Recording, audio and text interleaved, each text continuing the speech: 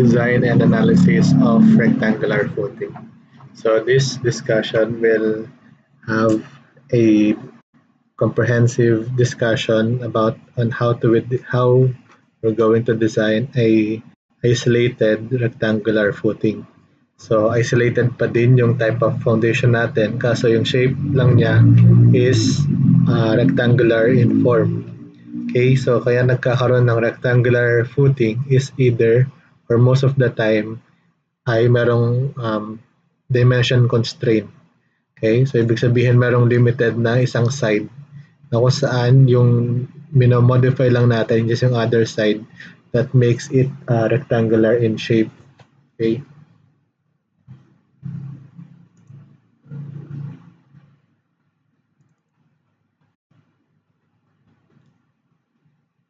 So rectangular footings are used. The available space dictates such as shapes or when the cross-section of the column is clearly rectangular. So in general, square footings are provided under square column and rectangular columns. Does not decrease the chance of providing square footing under rectangular column, but it will not be economical. So katulad ng nabanggit ko kanina, kaya nagkakaroon ng rectangular section na footing is either na merong isang dimension na limited dahil kadalasan malapit na sa property line ng area, and if masyado naman malaki yung load na ini-spread is kinakailangan ng mas malaking area ng footing. So katulad ng nabanggit ko kanina, that this type of foundation or type of footing is still an isolated footing or yes, isolated, meaning to say na sinusuportahan lang niya yung isang poste or isang column. Okay. For the distribution of flexural reinforcement, so katulad ng previous discussion na halos magkakatulad lang yung procedures, yung nadagdag lang kapag rectangular footing is yung distribution of flexural reinforcement sa may shorter side. Okay, according to NSCP section 413.3.3.3, so yung ratio daw ng center bandwidth over the total reinforcement in the shorter direction is 2 divided by the beta plus 1. Okay, yung beta dito is not the beta 1 na 0.85 yung value, kundi yung beta dito is the ratio of the longer side of the footing over the shorter side of the footing or the length over the B. Yung beta na may 0.85 na value is beta 1 yon. Okay, ito beta lang siya, which is again the ratio of the longer side over the shorter direction or the shorter side of the footing. Yung sinasabi na center bandwidth dito is if this is the length of the foundation and this one is the width, okay, i-project natin yung B na to o yung width na to sa may bandang gitna. Okay, so kung mapapansin nyo, para siyang circle or square.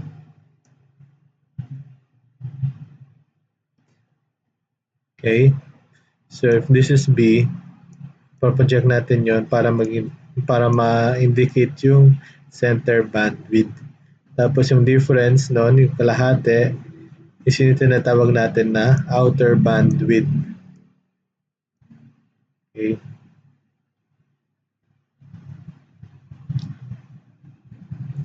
So for the effective depth in the longer direction, it is this height of concrete, and yung effective depth natin is measured from the bottom main reinforcement, whereas for the shorter direction, the effective depth is measured from the top main reinforcement. Other than that, same procedures lang katulad ng mga previous discussion. So for the biaxial bending, so meron tayong general equation na force over area plus or minus mx cy over ix plus or minus my cx over iy. For rectangular footing, this one is rectangle. This one is rectangle. So P over BL plus or minus 6mx b squared L plus or minus 6my over b squared L. So that is for rectangular footing. So if we view the plan view, so ito yung CX from the outer to the centroid of the column, and CY is from this face measured to the center of the column. Generally, yung nadagdag lang sa rectangular footing yun nga yung sa provision ng NSCP 413.3.3. For a illustrative example, a rectangular footing is to support a column having a dimension of 450 millimeters by 450 millimeters in cross-section, carrying a service dead load on live load of both 800 kilonewtons. So parehas na 800 kilonewtons yung service dead load and live load. The width of the footing is limited to 2 meters. So merong limitation yung width, which is 2 meters. So hindi tayo pwedeng dumagdag sa 2 meters dahil nga ito na yung pinaka-maximum na pwedeng gamitin for its width. The allowable soil pressure is 250 kilopascal.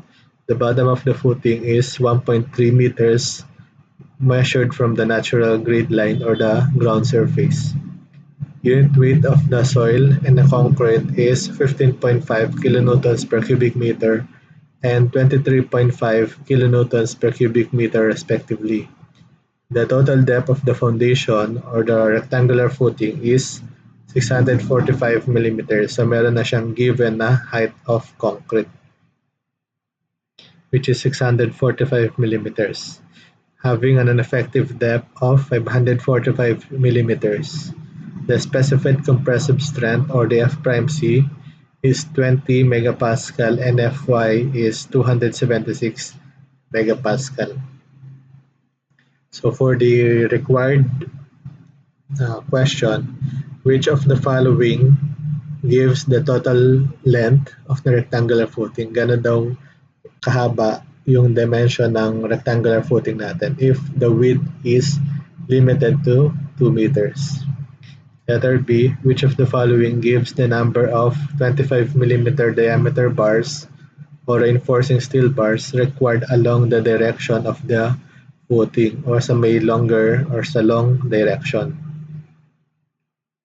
Letter C, which of the following gives the number of 25 millimeter diameter bars or reinforcing steel bars required at the center and outer strip along the short direction of the footing. So alamin natin kung ano po yung length ng foundation or rectangular footing at saka yung kanyang mga reinforcement for this specific problem.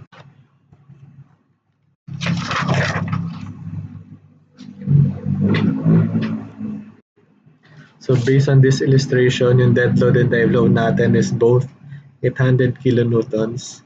Measured from the natural grade line is 1.3. So yung effective depth is 0.645, and therefore the height of soil above the rectangular footing is 0.66. For the solution, so alamin muna natin katulad ng previous discussion kung ano ba yung mga service load at saka yung ultimate load na nag-govern or na-apply sa foundation natin. So sa service load is the summation of the dead load plus live load, or 800 kilonewton plus 800 kilonewtons equals to 1,600 kilonewtons. So ito yung kanyang total service load. For the ultimate load, we have a load combination of 1.2 P dead load plus 1.6 P live load.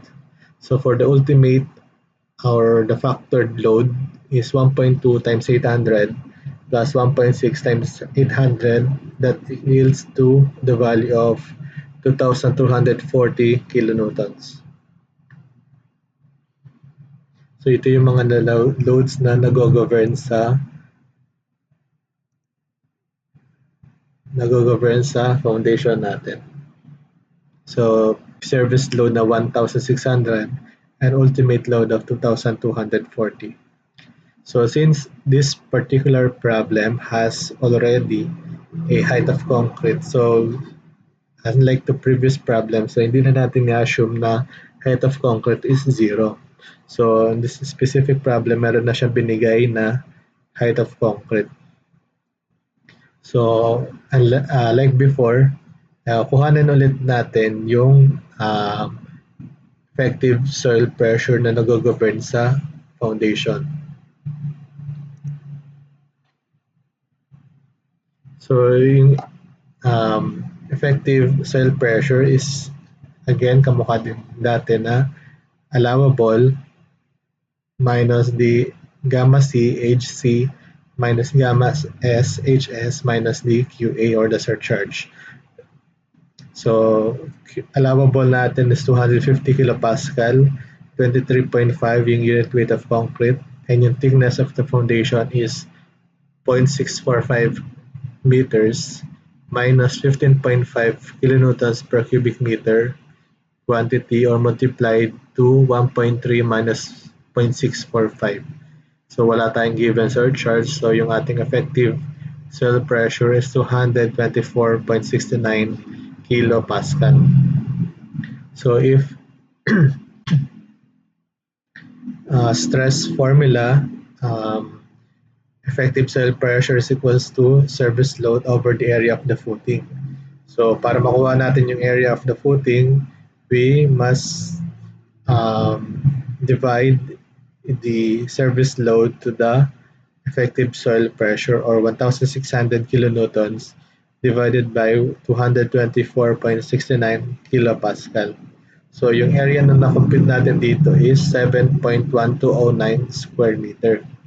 Okay? So since yung area na to is yung gagamitin natin to identify the dimension of the footing, yung problem natin indicate niya na limited lang yung B natin or yung width natin sa 2 meters. So yung area generally ng rectangular footing is base times the length, or since meron na tayo yung limited na 2 meters, yung length na lang yun ihanap natin na area divided by B. So for the length of the foundation is 7.1209 square meter divided by 2 meters, or equivalent to 3.56 meters. So we can say that this length round up to 3.6 meters. So ito yung magiging length ng foundation natin for this particular problem. Yun yung tinatanong ng letter A.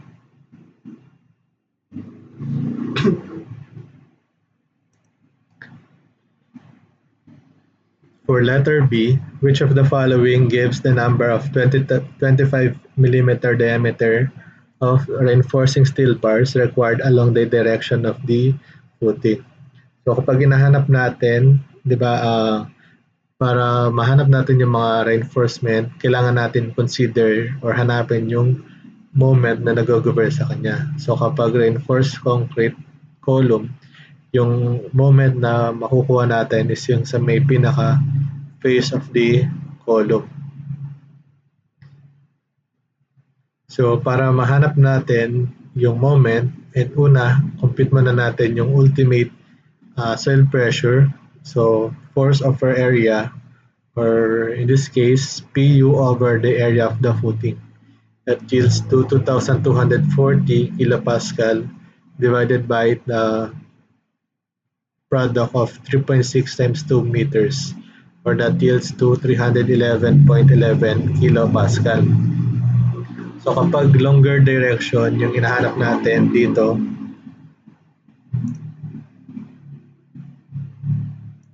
parang ito yung hinahanapan natin ng reinforcement.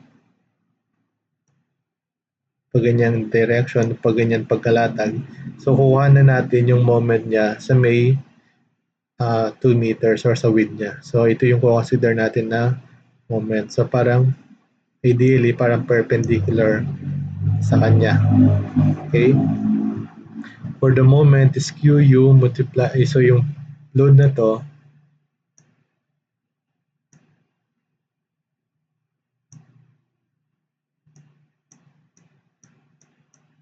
so yung load na to is ta-transfer natin yan pupunta sa may face natin.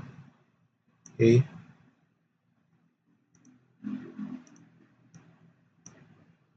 So magmo-moment tayo sa hatch area papunta dito sa may exterior face ng column natin. So para mahanap ito, sa pinanggalingan ng 1.575, so if this is the centroid ng foundation natin, so lahati na 3.6 is 1.8, tapos bawasan mo ng kalahati ng 0.45 or 450 divided by 2, so makakuha tayo ng value na 1.575 meters. So kapag nag-moment tayo dito, yung force dito, which is yung 311.11 kilopascal multiplied by the length or this 1.575, tapos nag-govern yung resultant natin sa gitna kapag rectangular, so 1.575 divided by 2, and then i-multiply natin yung width niya na 2 meters. So ito na yung hatch area natin. So if we multiply 311.11 times 1.75 times 1.75 divided by 2 multiplied by 2, makakuha tayo ng sagot na 771.747 kilonewton meter. So after we compute the ultimate moment, i-check natin kung tension control yung ating section. So by the equation, 459 multiplied by, or 459 divided by 1,600 divided by beta 1 f prime c b d squared quantity 1 minus 3 over 16 beta 1. So if we substitute the value of 459 divided by 1,600 and 0.85 yung beta 1 dahil less than 28 megapascal yung f prime c natin, yung m prime c natin at 20 megapascal, yung b natin is 2,000. So ito yung sinasabi ko kanina na kapag long direction, yung b na 2 yung consider natin. Okay. Next, multiply by 545 squared for the effective depth. Quantity y minus 3 over 16 divided by 0.85. So yung MNT natin is 2,435.38, which is greater than sa MU natin na 771.747. So therefore, yung ating section is tension control. And we can say that the reduction factor is equivalent to 0.90. Okay, after natin malaman yung MU, which is 771.747, tapos yung reduction factor natin na 0.9 dahil tension control, yung B natin is 2,000 or 2 meters, and yung effective depth is 545 millimeter. So alamin natin yung Rn natin. Yung Rn is equivalent to Mu over 3BD squared. So if we substitute those value, yung Rn natin is equivalent to 1.443 megapascal. So, kukumpit na ngayon natin yung steel reinforcement ratio na equivalent to 0.85 F prime C over Fy, quantity 1 minus the square root of 1 minus 2 Rn over 0.85 F prime C. So if we substitute this value, 0.85 times 20 divided by 276 quantity 1 minus square root of 1 minus 2 times 1.443 divided by 0.85 times 20. So yung ratio natin is 0.00547,126.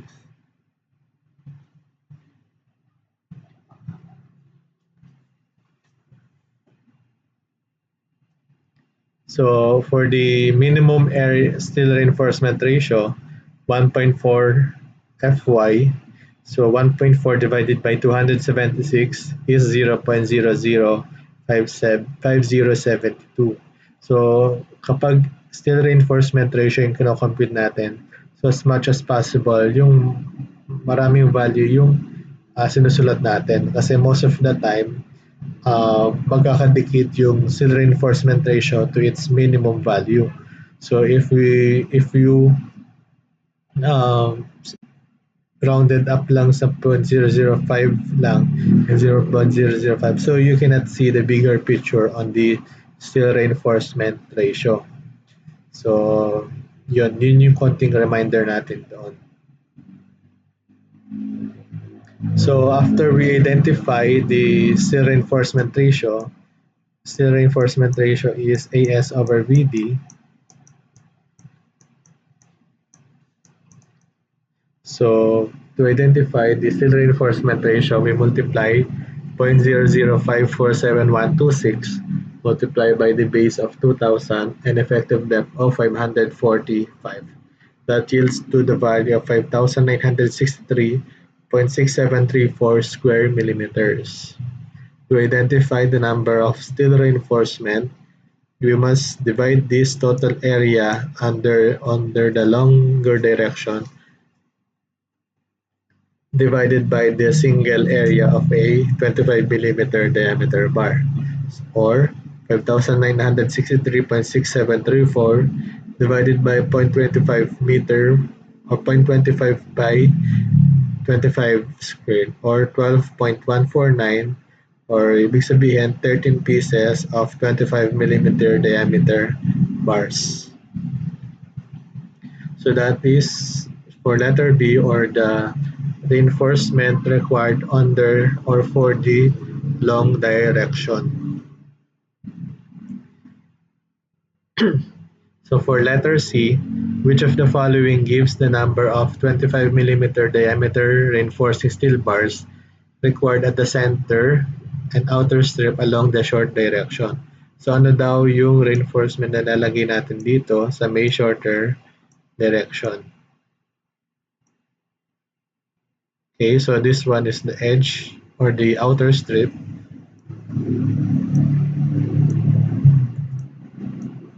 And yung center is dito siya lalagay.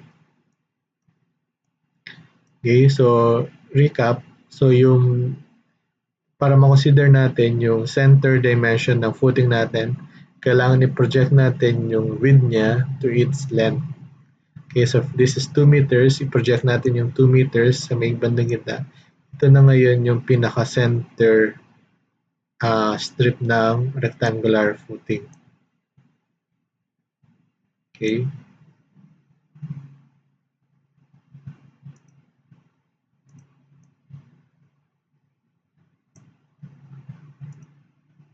Ito na ngayon yung pinaka-center width or the center section of the foundation or the rectangular foundation.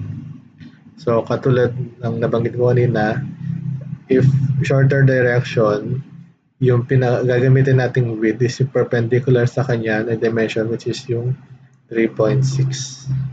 Okay. So for the QU, PU over area of the footing, again, PU is 2,240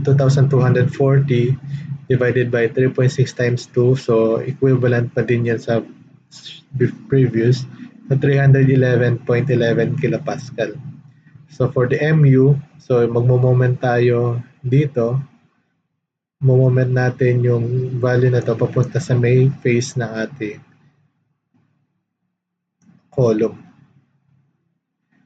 So 311.11 11 multiply by 3.6, so yung width niya or yung perpendicular width ng shorter direction na 3.6. Kanina 2 to, di ba? Kasi nasa longer direction. Since nasa shorter direction na tayo, yung perpendicular distance sa kanya sa ito is 3.6. And then 0.775 divided by 2 times 0.775. Okay.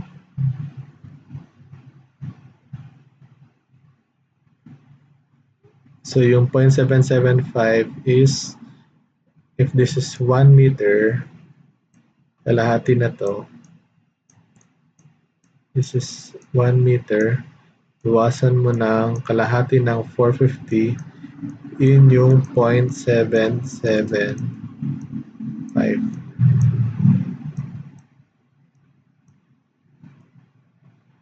Okay, so if we multiply these values, makakuha tayo ng 336.3488 kilonewtons per meter. So, katulad ng kanina, i-check natin kung tension controlled siya. So, i-multiply natin yung 459 divided by 1,600 times 0.85 times 20. And yung B natin for the shorter direction is yung perpendicular sa kanya, which is 3,600 multiplied by 545 squared for the effective depth, and 1 minus 3 over 16.85. So, moment natin is 4,388.685 kilonewton meter, and it is greater than compared to 336.3488 kilonewton meter. So, ibig sabihin, tension controlled yung ating moment or yung ating problem along the short direction. So, compute natin yung value ng Rn, mu divided by VBD squared. mu is 336.3488 times 10 raised to 6 Newton millimeter multiplied or divided by 0.90 dahil yung reduction factor natin is 0.90 dahil tension control. Base natin is 3,600 and the effective depth is 545 squared. And makakakuha tayo ng value na 0.3495 na value for the Rn. Next, identify natin yung steel reinforcement ratio na merong equation na 0.85 F prime C Fy quantity 1 minus square root of 1 minus 2Rn over 0.85 F prime C. So if we substitute the relative given or data, makakuha tayo ng reinforcement ratio na 0.001279. To check for its minimum ratio, 1.4 over Fy, so 0.005072. So since yung minimum is mas malaki pa dun sa pinaka-actual reinforcement ratio, so yung gagamitin natin is yung minimum steel reinforcement ratio na 0.005072. To identify the total reinforcement required for the short direction, 0.005072 times 3,600 times 545 or the value of 9,952.1739 square millimeter. So ito yung required na area for the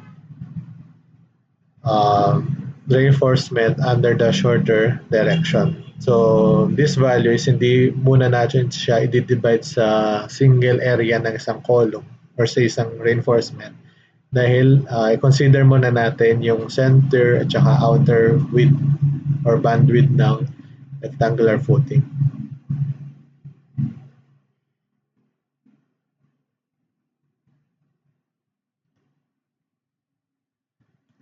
So this one is yung outer is AS2, pangalanan natin siya, AS2, AS2, identical lang naman siya, and AS1 sa may pinakagitna. Okay, unahin natin yung pag-compute for the AS1. So, katulad kanina, yung ratio daw ng AS1 o yung center bandwidth reinforcement over the total area of steel reinforcement for the shorter direction is 2 divided by beta plus 1. Okay? So kuhanin muna natin si beta na L over W or 3.6 divided by 2, it is equivalent to 1.8. So para malaman yung AS1, that is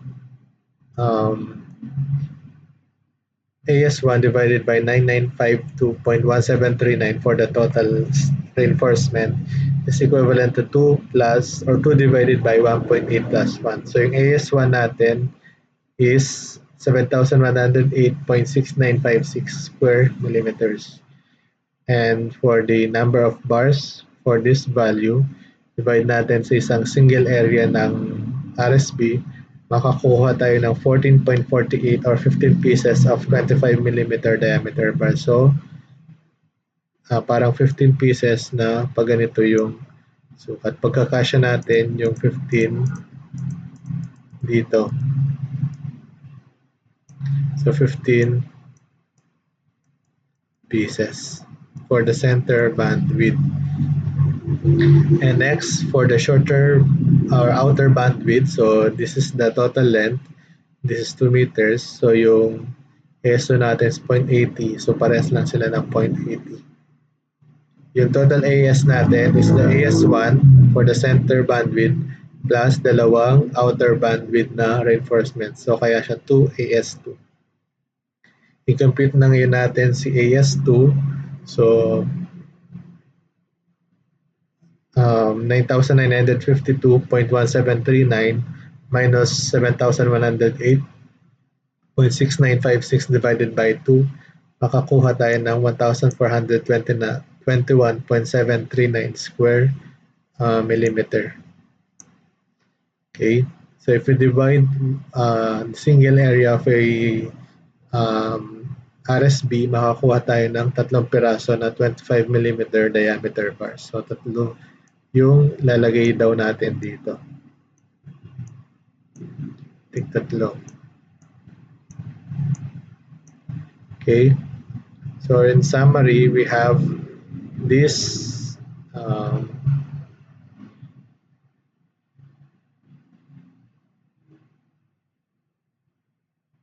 summary of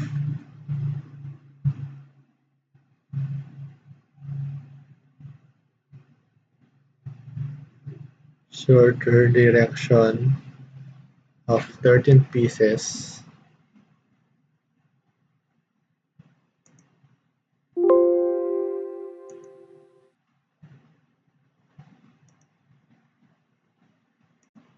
So for this reinforcement, we have 13 pieces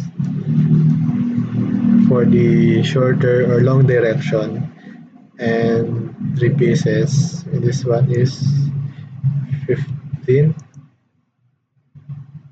It's 15.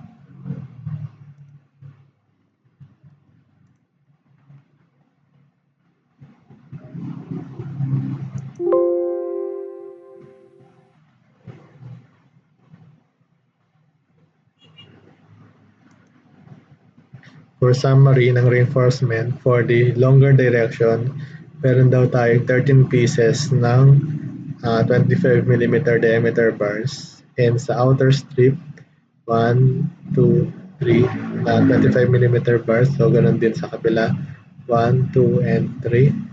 And for the center bandwidth reinforcement na 15 pieces.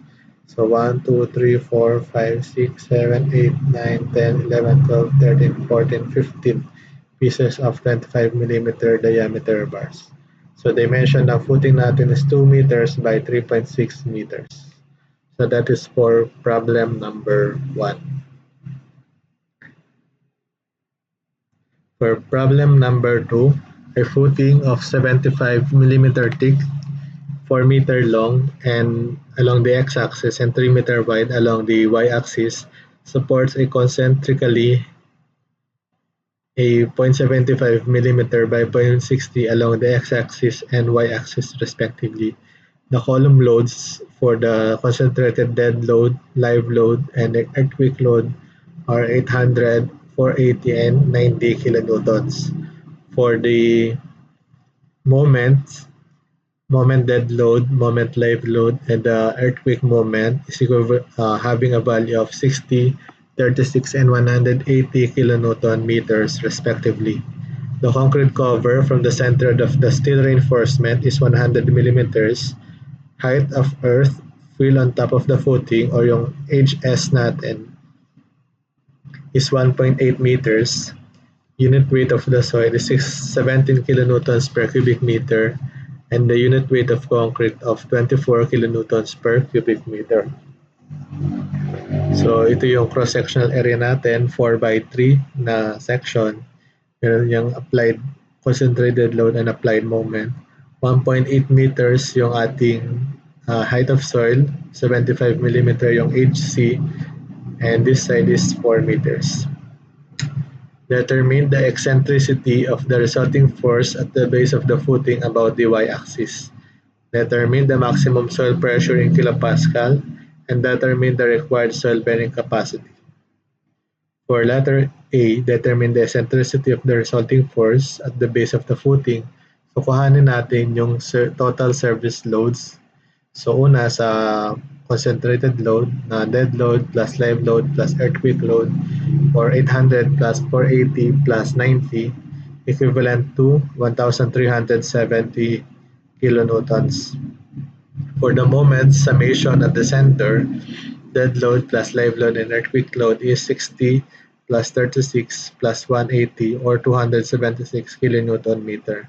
So yung pinaka-resultant forces natin or yung pinaka-resultant load assuming from the centroid up to this is yung tinatawag natin na eccentricity o yung distance niya. So summation moment along the center, yung moment A natin equal yan sa kung i-moment natin yung P, the distance E or MA is equals to PA E. Yung MA natin is 276, yung P natin is 170 and the distance unknown is E. So divide both sides by 1,370. Yung eccentricity natin is 0.205 or 0.2115 meters. So mag-umpisa dito, ito daw ay 0.22015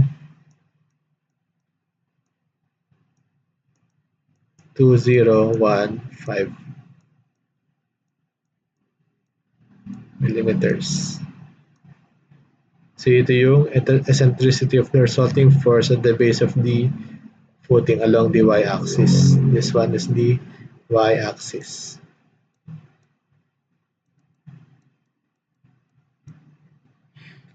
Letter B, determine the maximum soil pressure in kilopascal. So, mapapansin ninyo, ito yung dimension natin, 4 meters na width, tapos 1.8. So, bakit nandito yung minimum, tsaka bakit nandito yung maximum? So, mapapansin ninyo, yung load natin is papunta dito. Okay, so ibig sabihin, parang tinutulak niya, mas maraming stress o maraming pressure yung nag-apply dito sa may bandang side na to. Okay, so doon natin i-compute yung maximum force. Depende dun sa arrow natin. Kaya nandito yung side na mayroong maximum but hindi siya dito sa other side. Kasi nga yung moment natin is mas tinutulak niya or mas napapressure yung side na ito. So PA 1370, MA is 276. So for the maximum soil pressure, we have PBD plus 6M over BD squared or 1,370 divided by 3 times 4 plus 6 times 276 times 3 times 4 squared. For the maximum soil pressure is equivalent to 148.70 kilopascal. So ito na yung pinaka sagot natin for letter B. For letter C, determine the required soil bearing capacity. So Fx natin or Fmax natin is equivalent to UE. Yung QE natin allowable minus HCHC minus gamma S HS minus QA. So yung Fmax natin is 148.70 equivalent to allowable cell bearing capacity or yung unknown minus 24 times 0.75 minus 17 times 1.8. So yung allowable cell bearing capacity natin for this particular problem is at least 197.3 kilopascal. That is the answer for question letter C.